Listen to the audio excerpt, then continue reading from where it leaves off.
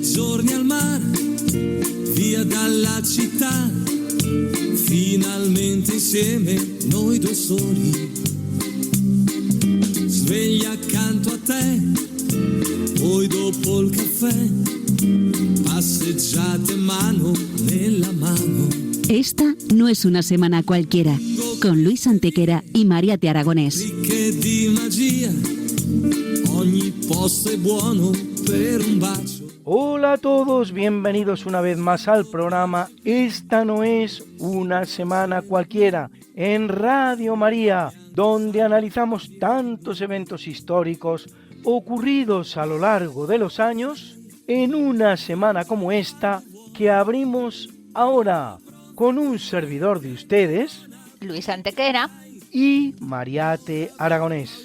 Una semana que no es una semana cualquiera, 7 días, 7 giorni, como dice nuestra sintonía, en los que han pasado a lo largo de la historia cosas que ni se imaginan nuestros oyentes.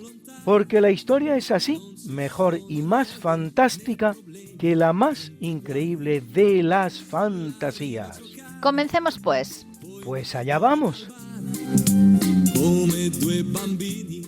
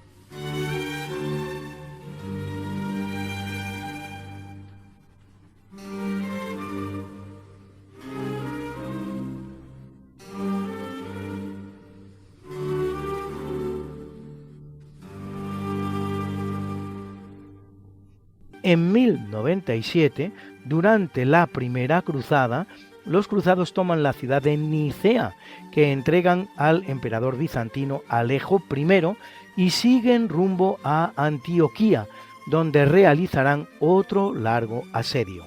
La Primera Cruzada será la más exitosa de las 8 que se declaran hacia Tierra Santa y culminará con la conquista de la Santa Ciudad de Jerusalén en 1099 y la creación del reino del mismo nombre. Jerusalén permanecerá en poder de los cristianos hasta 1187 y el reino de Jerusalén se puede dar por finiquitado en 1291 con la pérdida de su última ciudad, Acre, sobre la costa. Se puede hablar, por lo tanto, de un Jerusalén cristiano de un siglo poco más o menos y de un reino cristiano de Jerusalén de casi 2 siglos. Por cierto, que el heredero de los derechos sobre ese reino de Jerusalén no es otro que el rey de España.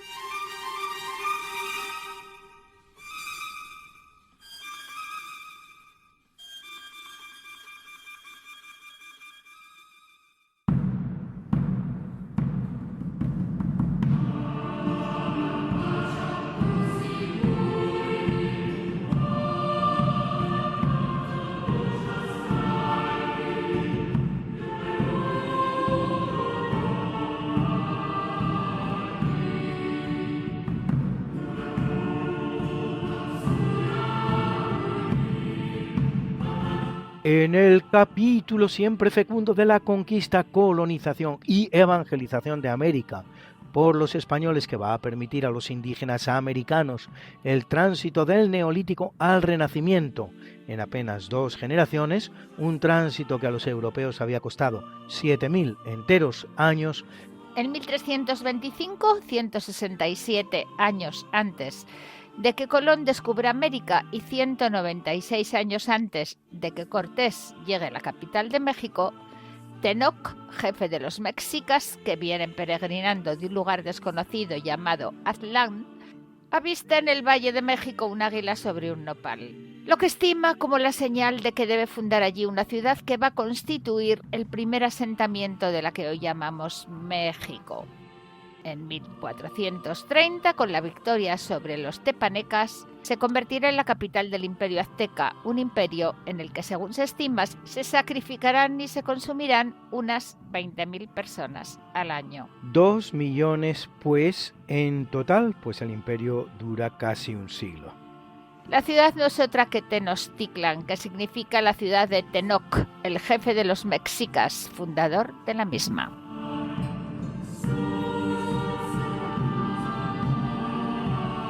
En 1613, en Argentina, se funda la Universidad de Córdoba, novena de las casi 30 que España funda en América, durante su presencia en el continente, una cifra que no tiene entonces ningún país del mundo, ni siquiera la propia España en la península.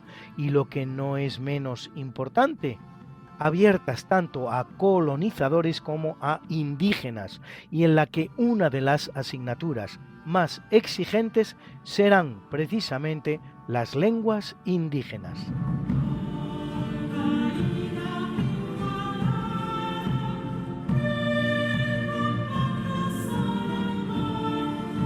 Y hoy nos acompaña de nuevo Bernardo del Toro, con uno de sus siempre interesantes temas. Pedro de Betancor, el evangelizador de Guatemala, nace en Vilaflor, un pueblo de la montaña tinerfeña en la falda sur del Teide. Nace el 21 de marzo de 1626, muere el 25 de abril de 1667 con 41 años de edad en la ciudad de Santiago de los Caballeros, en Capitanía General de Guatemala. Funda el primer hospital de convalecientes en América, así como la primera escuela popular para niños y adultos de todas las razas y sexos, indios, mestizos, negros, mulatos y blancos. También fue el iniciador de un movimiento de hospitalidad para forasteros, estudiantes y sacerdotes. Pedro de Betancur fue el primer alfabetizador de América. Se hizo monje franciscano de la orden terciaria. También fundó la Orden de los Hermanos de Nuestra Señora de Belém en el año de 1656. Fue un gran observador, un hombre afable, muy caritativo y con gran facilidad para comunicarse con gente de distinto nivel y cultura. Era disciplinado y muy compasivo. Creó un método educativo muy innovador, sugerente y eficaz.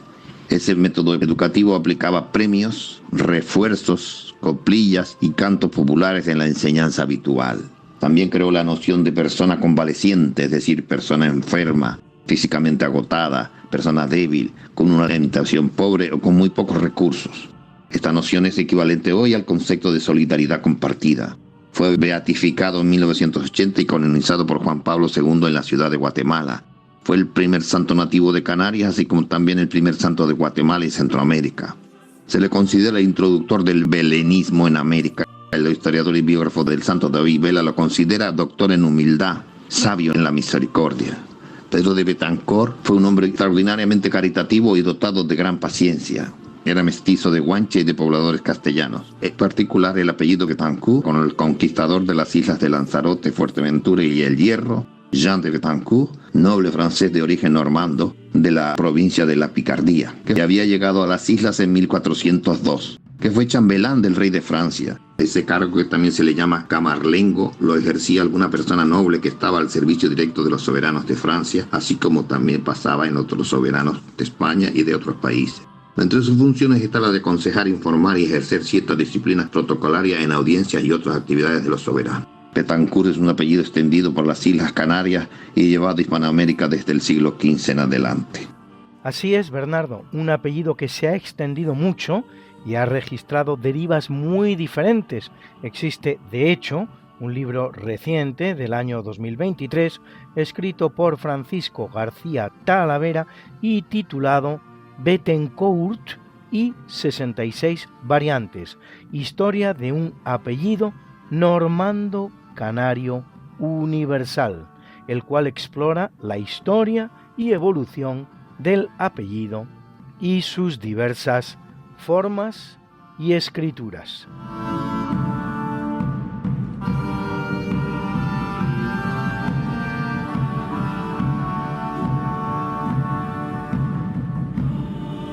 Negros libres en Norteamérica más de un siglo antes de nacer Abraham Lincoln.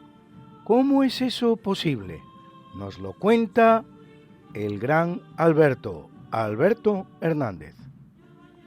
En el año 1683, reinando en España, Carlos II, conocido como el Hechizado, proclama una ley en que todo negro que sea católico y pase a residir a España adquiere la libertad.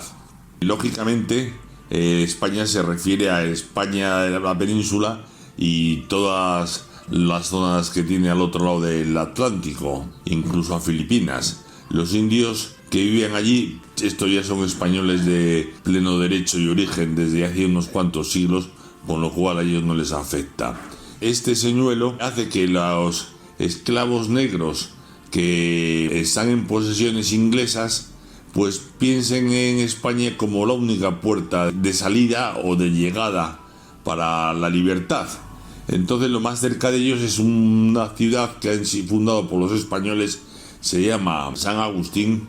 La funda Avilés, está justo al lado de Georgia, que es una colonia británica. Allí se van los negros a refugiarse y entonces como hacen el primer poblado negro, mestizo y blanco, porque también se integran indios y blancos, tiene sus propias compañías de defensa que son todas de negros, es apoyada por la monarquía hispana y bueno, cuando viene la guerra de la oreja de Jenkins célebre, pues los ingleses que están celosos de estas ciudades porque son un mal ejemplo y porque encima es una economía muy productiva que no necesita mano de obra esclava, pues deciden atacarla.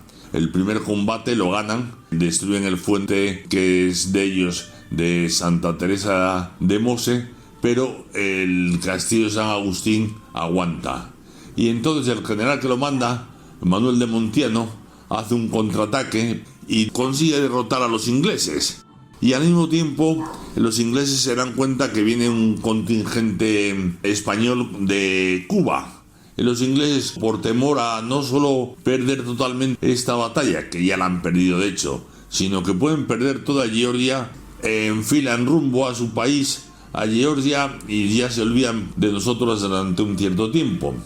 Pero la política da muchas vueltas y entonces pues este territorio es moneda de cambio porque como está en la frontera por otros territorios del interior con los británicos, franceses, etcétera, etcétera. Y bueno, los negros aguantan allí hasta que ya con la firma del tratado Adams-Ney, que se cede a Estados Unidos por unos territorios, pues los negros abandonan este enclave y se exilian todos. ¿Dónde creerá el amigo oyente que se exila? ¿A la liberal Norteamérica? ¿Al país trigarante como México? ¿O a la pérfida y oprobiosa España? Pues aunque parezca mentira, se refugiaron todos en Cuba. Lo que pasa ahora al revés con los cubanos comunistas, que se van todos hacia afuera, pues aquí pasó igual, pero al revés. Los negros libres se fueron a Cuba española.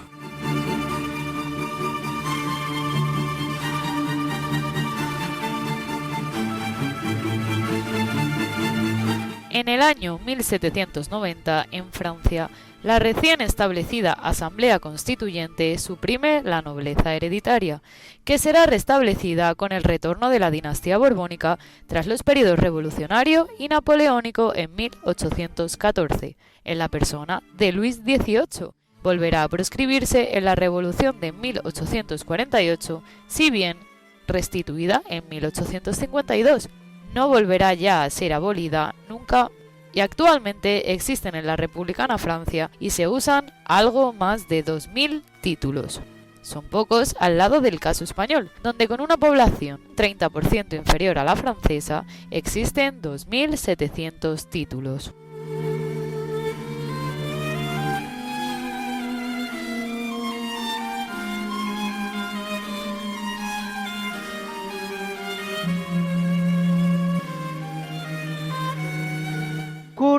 El año de 1867, cuando en la ciudad de Querétaro, en México, el emperador Maximiliano I, de la familia de los Habsburgo, hermano de hecho del emperador austríaco Francisco José I, es fusilado por orden de Benito Juárez.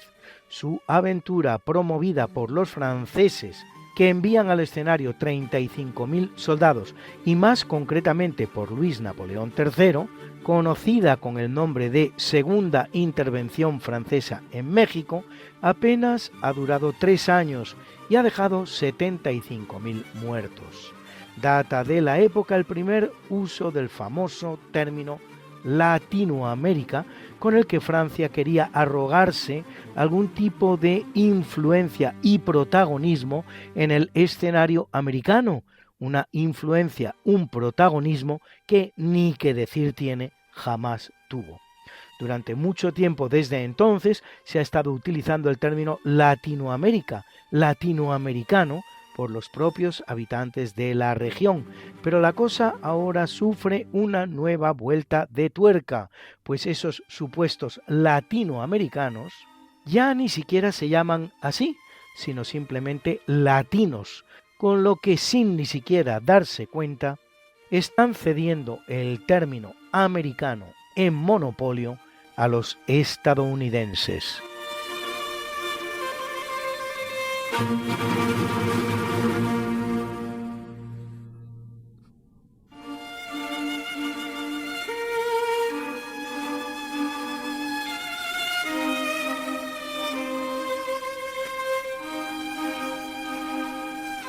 En 1870, una vez terminada la llamada Guerra de Secesión norteamericana, la entidad política llamada Estados Confederados de América, que agrupa a 11 estados de los actuales Estados Unidos, deja de existir tras la reintegración de dichos estados del sur, derrotados en la guerra, en los Estados Unidos.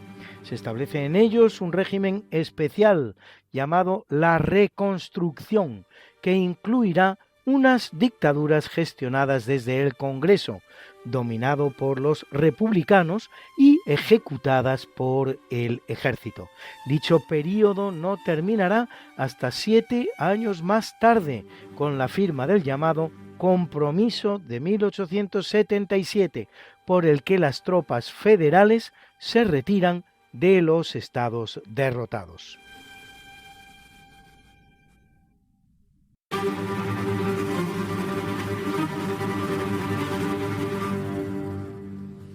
En 1945, en Chile, 120 kilómetros al sur de Santiago, tiene lugar la llamada tragedia del humo. Las emanaciones de monóxido de carbono producidas por el incendio de una fragua y unos barriles de petróleo ubicados cerca de uno de los portales de acceso a la mina de cobre El Teniente provocan la muerte de 355 mineros y dejan malheridos a otros 747.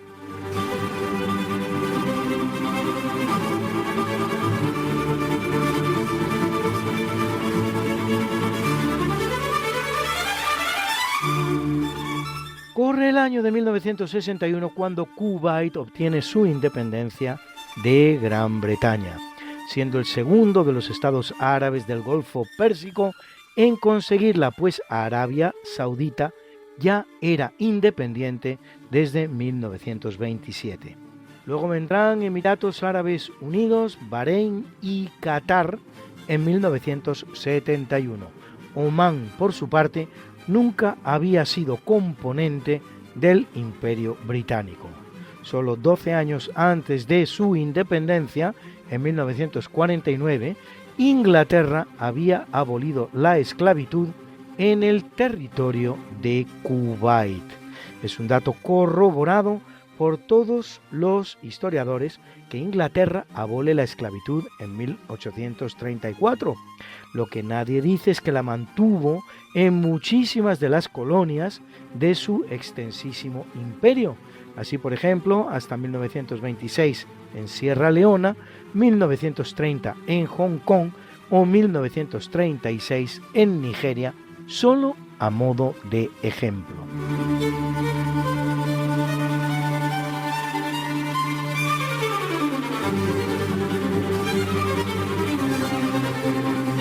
En 1987, en Barcelona, la banda de cobardes terroristas ETA perpetra uno de sus más sangrientos atentados, el del hipermercado Hipercor, con el resultado de 21 muertos y unos 40 heridos.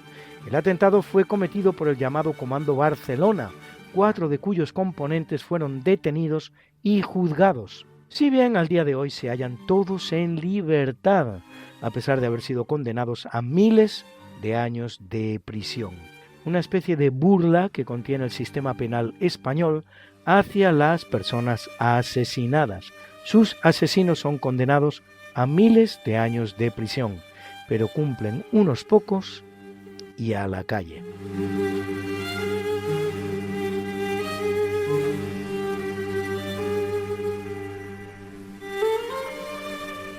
En 2004, desde el Kitt National Peak Observatory de Arizona, los astrónomos Roy Tucker, David Tholen y Fabrizio Bernardi descubren el asteroide Apophis. El asteroide Apophis, de apenas 375 metros de longitud, pasará a unos 31.000 kilómetros de la Tierra el próximo 13 de abril de 2029. Para que se hagan ustedes una idea, esa distancia es 10.000 kilómetros inferior que la de la circunferencia de la Tierra, y hasta será visible. Y según informa la NASA, no existe riesgo de colisión con nuestro planeta. El último impacto significativo de un asteroide contra la Tierra data de febrero de 2013 y es el del llamado Chelyabinsk, que cayó sobre Rusia. El asteroide conocido más importante que ha impactado alguna vez contra la Tierra es el llamado Chicxulub, que cayó en México hace 60 millones de años.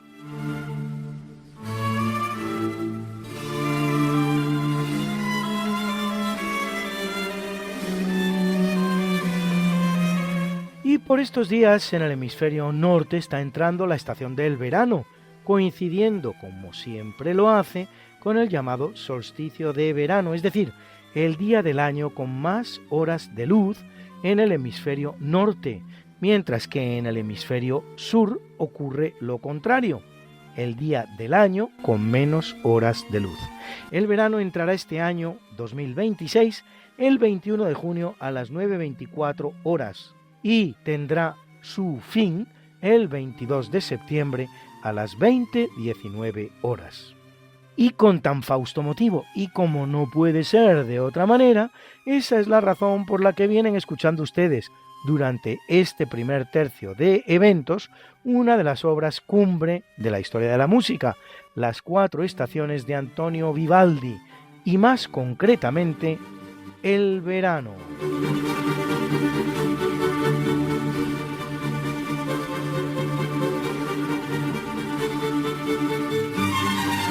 Y hoy tenemos nuevo colaborador y nueva sección. Se trata de Francisco José Villegas con su sección Cine e Historia. Bienvenido, querido Fran. ¿Qué nos cuentas hoy? ¿De qué nos vas a hablar en este tu programa inaugural? Buenas noches, queridos radioyentes, buenas noches, Luis, soy Francisco Villegas y voy a presentar una sección llamada Cine e Historia. La temática va a ser un poco libre. ¿Por qué? Pues fundamentalmente porque la hago yo y porque con lo que me paga Luis, pues yo creo que me lo he ganado. Bien, esta semana vamos a hablar de la película Un puente muy lejano. Lo primero que llama la atención es que el título en inglés es A Bridge Too Far, un puente demasiado lejano. Se conoce que a ellos se le haría más lejos. Y eso que miden las distancias con millas. Pero bueno, la película es bélica, año 1977, una producción muy cuidada, unos trajes con todo lujo de detalles y que se correspondían al momento exacto en el que estamos, es decir, septiembre del 44, tuvieron que hacer en los Países Bajos unas fábricas, procesos para vestir a los extras. Se gastaron 22 millones de dólares y se ganó algo más de 50 millones de dólares. El reparto espectacular. Sean Connery, Anthony Hopkins, Michael Caine, actores alemanes, holandeses. Por ahí desfilaron un jovencísimo Ryan O'Neal, papel pequeño, pero bueno, como el hombre siempre está tan guapo, se murió guapo, la verdad. ¿La película de qué va? Trata de plasmar los acontecimientos que acaecieron en septiembre del 44. Concretamente, la última semana, una operación conocida como Market Garden. ¿Qué intentaban hacer los aliados? Intentaron llevar a cabo la única operación basada en la Blitzkrieg, pero le salió mal. El ideólogo fue Bernard Montgomery, para mí y para muchos sobrevalorado, que intenta lanzar unos paracaidistas ocupando Argen con la idea de defender esa ciudad y ese último puente, mientras que los aliados desde Bélgica tienen que llegar a coronar ese puente, salvarles y ya a partir de ese corredor abierto entrar al corazón de Alemania. Fue un empeño personal de Bernard Montgomery. No les voy a decir qué ocurrió. Hay momentos épicos como esos paracaidistas polacos lanzados a destiempo que sabían su destino, esos momentos que los alemanes se dan cuenta que todo está pasando por esa única carretera, que fue el fallo de la operación. ¿Qué es lo que ocurría? Ocurría lo siguiente: los aliados habían ocupado ya Francia desde el desembarco de Normandía el 6 de junio, habían liberado en agosto París, y todas las previsiones se habían desbordado a su favor. ¿Qué es lo que ocurre? Que a nivel logístico sus líneas se estaban haciendo cada vez más largas. Dijeron, bueno, pues tenemos los puertos belgas, pero los alemanes, que tontos no eran, los habían minado toda la costa belga y holandesa, y claro, ese era el objetivo también, y el objetivo era también entrar en Alemania desde Holanda.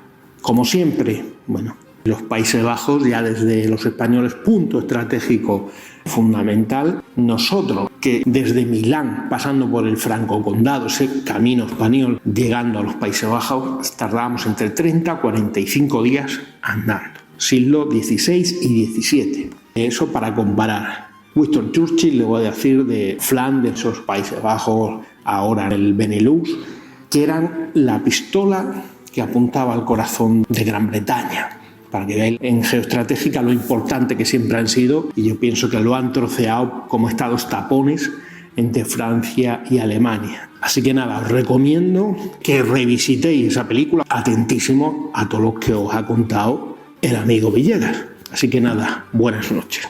Ese experimento aliado de llevar a cabo un episodio de Blitzkrieg, como lo ha llamado nuestro amigo Fran, la guerra relámpago, que con tanto éxito habían practicado los alemanes, no así los aliados, como hemos visto, y sobre la ciudad de Aachen, que no es otra que la que en español se llama Aquisgrán y en francés Aix-en-Chapelle, la gran capital que fuera de Carlomagno. Muchas gracias, Fran.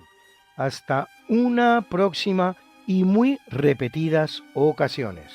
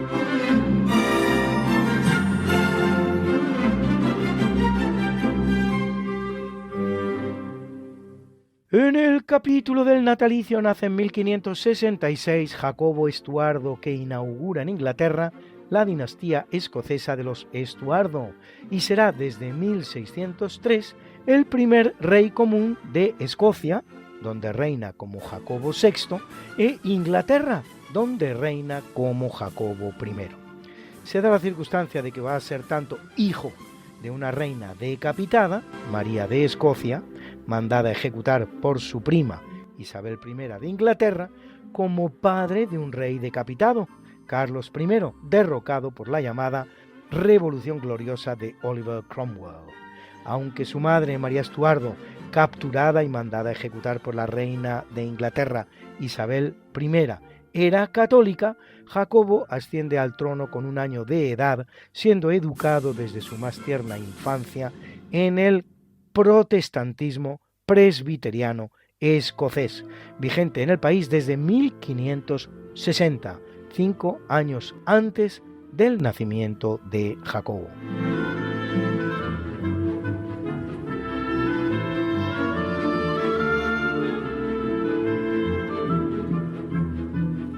Buenas noches. Hoy vamos a hablar de Ana de Sajonia, víctima de divorcio abusivo y denigrada por la leyenda negra.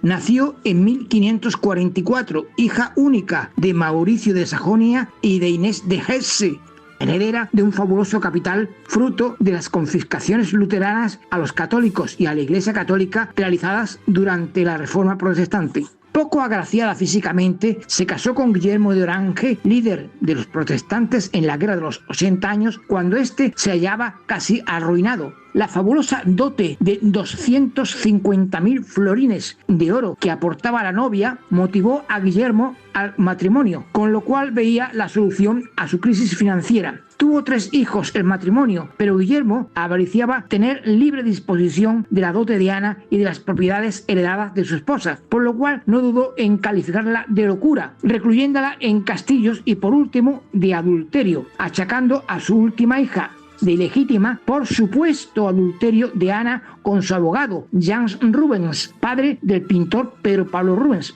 hecho totalmente incierto y una mentira más de la falsa leyenda negra inventada por los protestantes. Guillermo de Orange arrebató a sus 2 hijos mayores a Ana y por último a su hija menor Cristina, lo que acentuó la depresión de Ana, que se veía recluida en un castillo viviendo en la pobreza cuando había sido ella la que había aportado todo el capital al matrimonio y separada de sus hijos, lo que le llevó a la muerte a los 33 años de edad.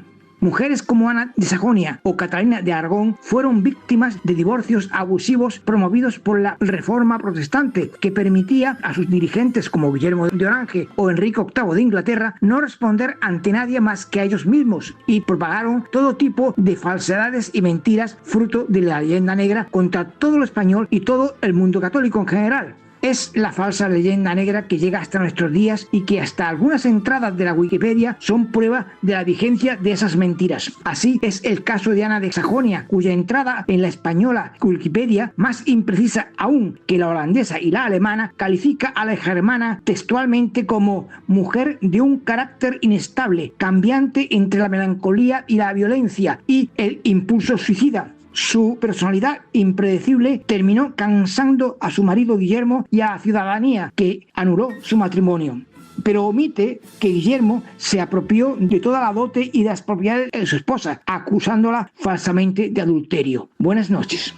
Pues sí, querido tocayo, doy fe de esta última afirmación que realizas.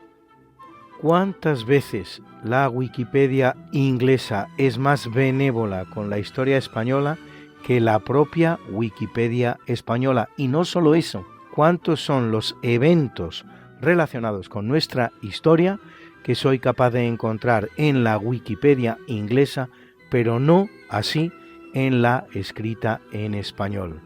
Lo que demuestra una vez más, y como tantas, que somos los españoles los principales agentes de nuestra leyenda negra, mucho más que personas de otras nacionalidades.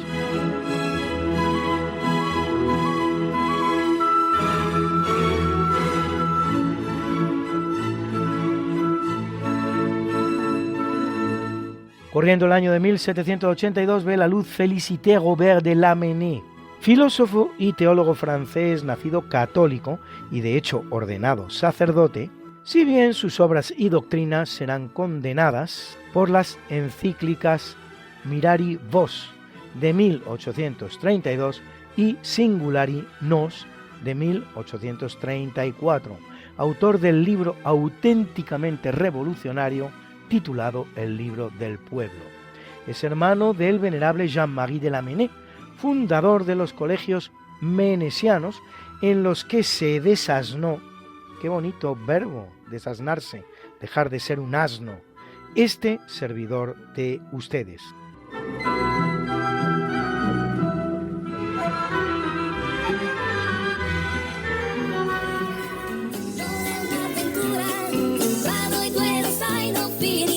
Que quieres volvernos a escuchar porque no puedes esperar hasta la próxima semana, que te perdiste un programa y no te lo perdonas, que quieres mandarle el programa a un amigo tuyo al que sabes que le va a gustar. No te preocupes, todo tiene solución. ¿Conoces nuestro podcast? Introduce en la red Podcast Radio María, esta no es una semana cualquiera, y entrarás en el mundo mágico de la historia, con todos los programas que hemos emitido hasta la fecha. Miles y miles de minutos de historia de la buena, contada con honestidad, con rigor, de manera escueta y entretenida.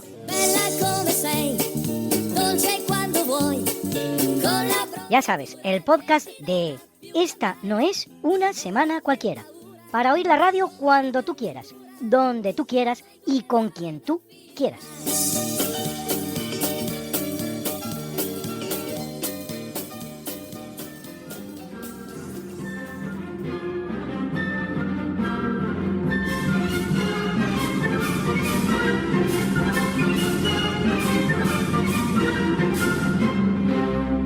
En el año 1856 viene al mundo el explorador español Cristóbal Benítez, que recorre el África Occidental, explorador del territorio de Santa Cruz de la Mar Pequeña, posteriormente llamado Sidi Ifni, en Guinea Ecuatorial, uno de los primeros europeos en alcanzar la ciudad de Tombuctú, en la actual Mali, punto clave de la ruta comercial transsahariana, sede de la importante Madrasa de Sankore, suerte de universidad islámica en la que, además, solo podían entrar los musulmanes, lo que consiguió superar haciéndose pasar por tal gracias a su conocimiento de la religión y su don de lenguas.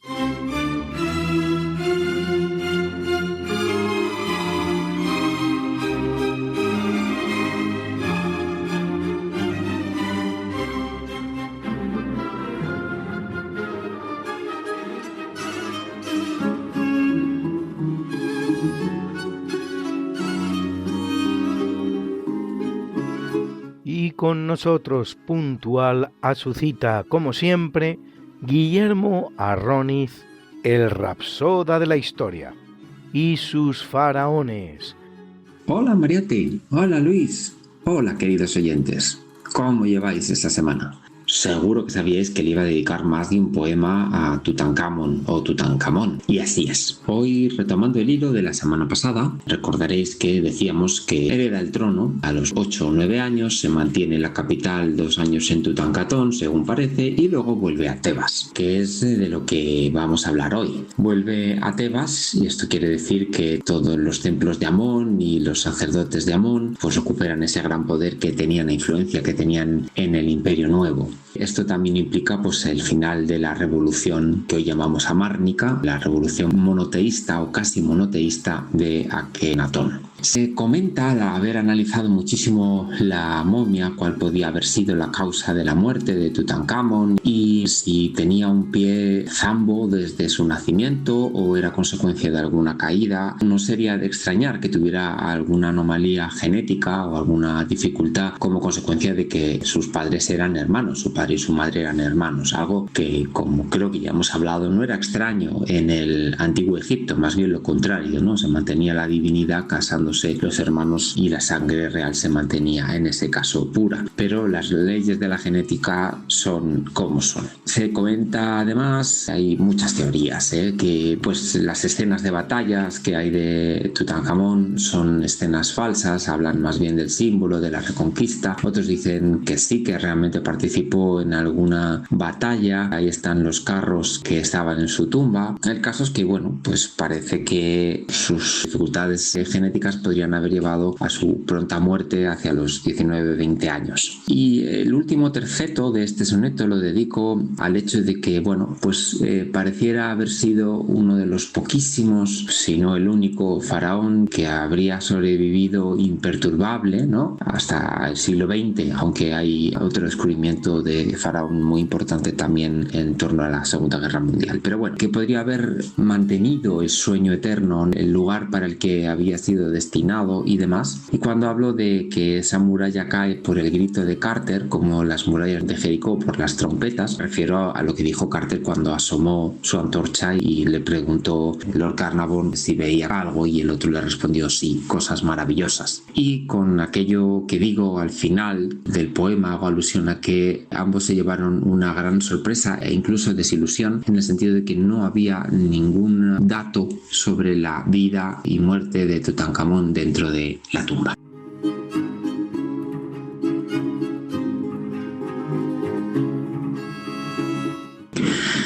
El nombre transformado ha dado paso al paso que hacia Tebas se encamina, y Amón, el dios oculto, determina que la revolución llega a su ocaso. Se dice, joven rey, que en vuestro caso la sangre la salud fustiga y mina, que dejan un bastón en cada esquina, pues sufre vuestro pie un grave atraso. Que, falsas, las escenas de batallas ocultan la verdad, que estáis maldito, que nunca llegaréis a ser adulto. El sueño de la muerte y sus murallas cayeron cuando Carter dio su grito, y todo, sin embargo, sigue oculto.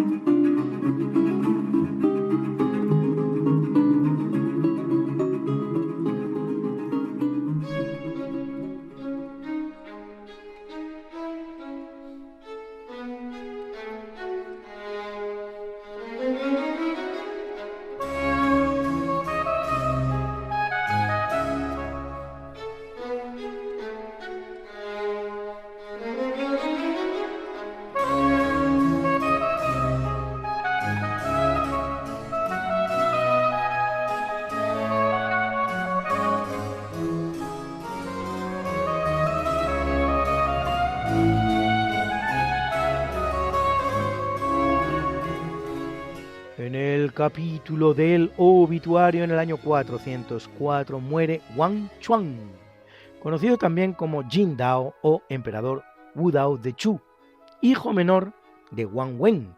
Y todo esto, vaya usted a saber si está bien pronunciado o no, que a decir verdad me temo lo peor.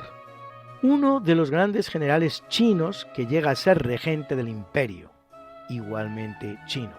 Wang Chuan es, como su padre, un caudillo militar chino, el cual llega a hacerse durante un breve tiempo con el trono imperial chino, aunque solo reina sobre el territorio de Chu y es pronto derrotado por el general Yu Yu y también ejecutado.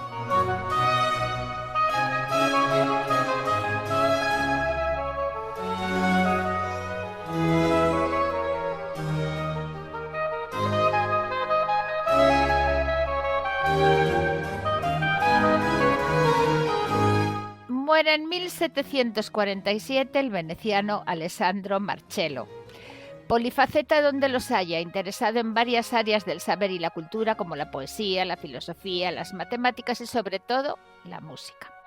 De su repertorio, su maravilloso concierto para oboe en re menor viene acompañando hoy este obituario, del que seguramente sonará a ustedes mucho su segundo movimiento.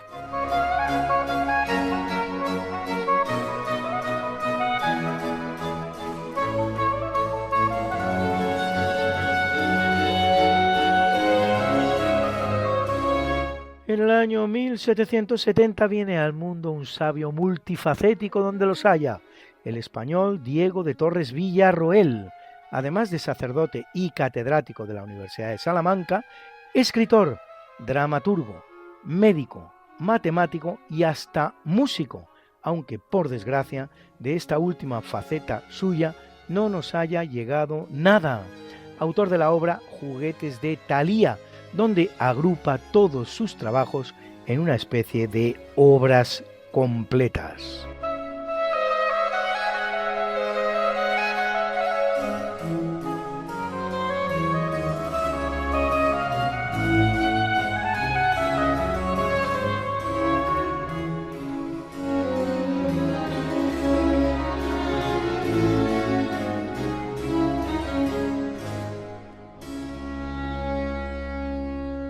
Corriendo el año de 1953, ejecutados en la silla eléctrica, mueren los esposos Julius y Ethel Rosenberg, espías norteamericanos acusados de las filtraciones a favor de la Unión Soviética producidas en el Centro de Investigación Nuclear de Los Álamos y en la Universidad de Berkeley de importantes secretos nucleares, en un momento en que con la Guerra de Corea se desata la Guerra Fría, definida como la que sostenían Estados Unidos y la Unión Soviética, pero siempre en terceros escenarios, no directamente entre sí.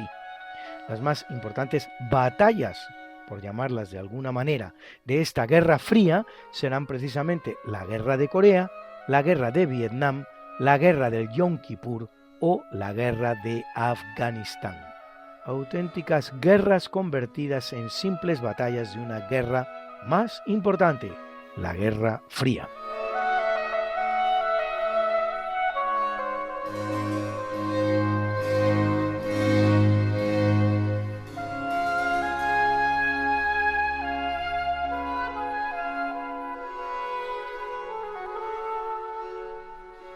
En el año 1980 pasa al otro barrio Torcuato Fernández Miranda, político español, ministro en el gobierno de Carrero Blanco y presidente de las Cortes en las últimas Cortes franquistas, que pasa por ser el componedor de las líneas maestras de lo que hoy se llama la transición española, autor también de esa expresión que todos utilizamos y no todos sabemos bien lo que significa, de la trampa saducea, que no es otra cosa que la que le pusieron los saduceos a Jesús buscando alguna razón para poder ejecutarlo cuando le preguntan con quién estaría casada en el cielo una mujer que hubiera sido esposa de 7 hermanos en la tierra.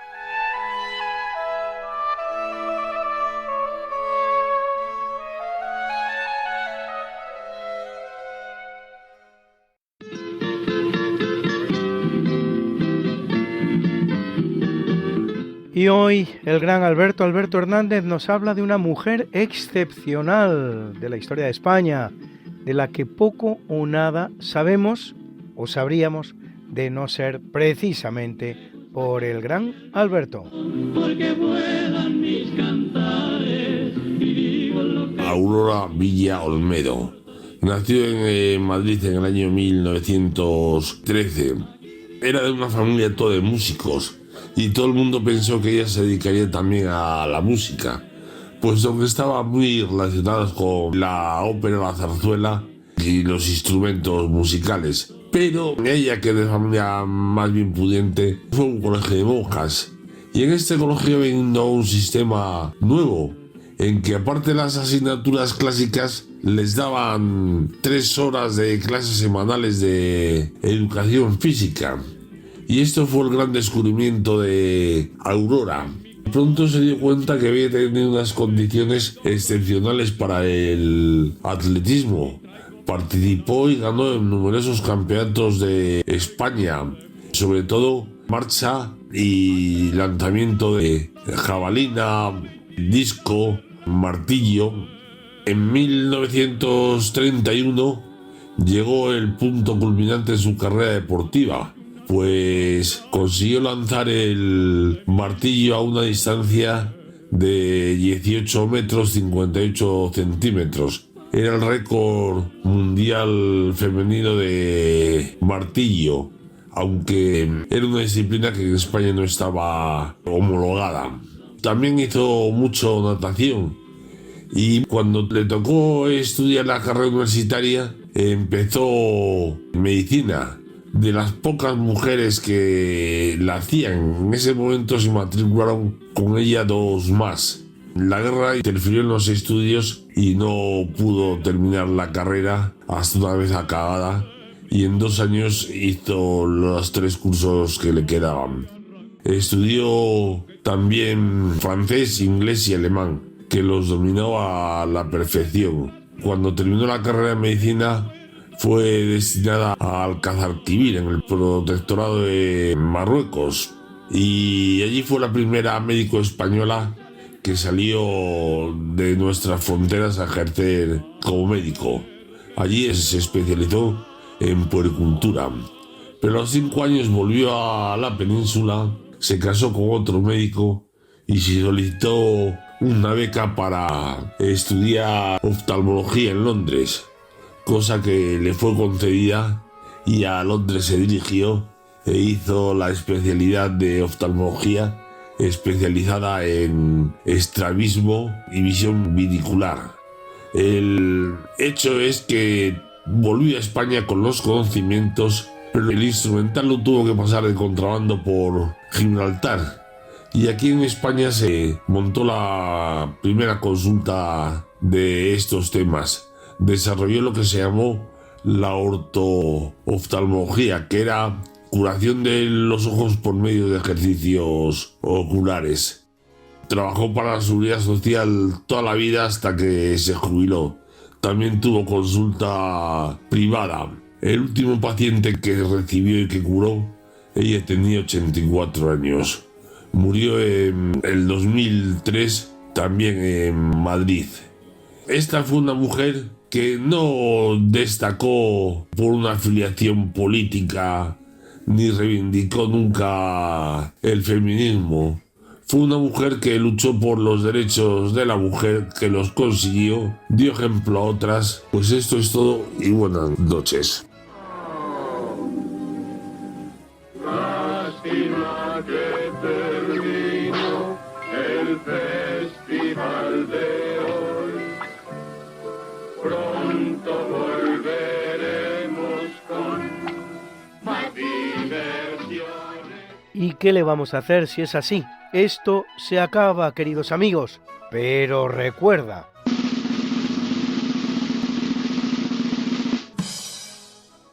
España es un país formidable, con una historia maravillosa de creación, innovación, continuidad de proyecto.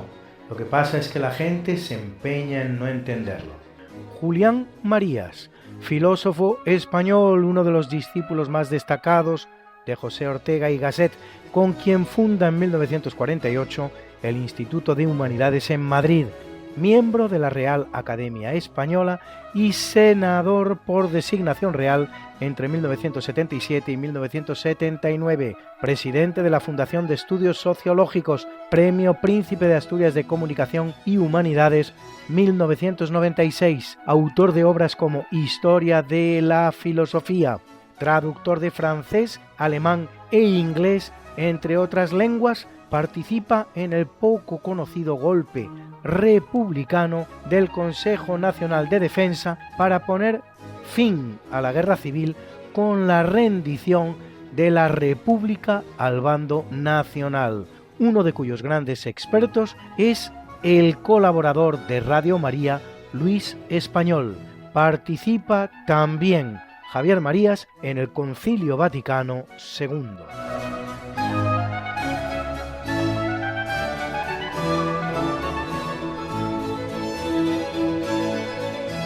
Y de igual manera que lo hacemos en cada programa, presentamos para terminar la mucha, buena y variada música que nos ha acompañado hoy como siempre. Y en el tercio de eventos, las 4 estaciones, el verano, concierto, como no podía ser de otra manera, en sol, aunque en este caso sea sol menor, opus 8 del gran Antonio Vivaldi. Al violín, Béla Banfalvi. Era la Budapesti Vonosok que dirigía Károly Botvály. Y en el natalicio, las danzas húngaras de Johannes Brahms, interpretadas por la London Festival Orchestra, que dirigía Alfred Scholz. Y en el obituario, concierto para oboe en re menor de Alessandro Marcello. Al oboe, Marcel Poncelet. Era el ensamble Il Gardellino que dirigía el belga Marcel Poncelet.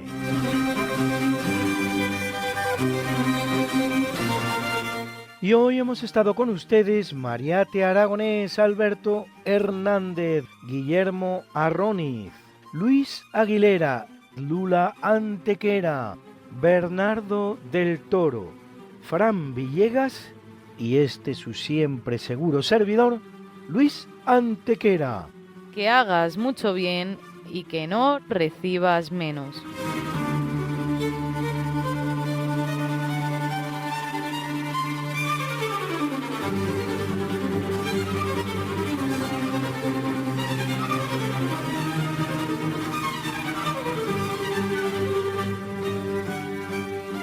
A que teníamos razón. La historia como es Y no como nos gustaría que fuera. Hasta el próximo programa. Se despiden de ti Mariate Aragonés y Luis Antequera.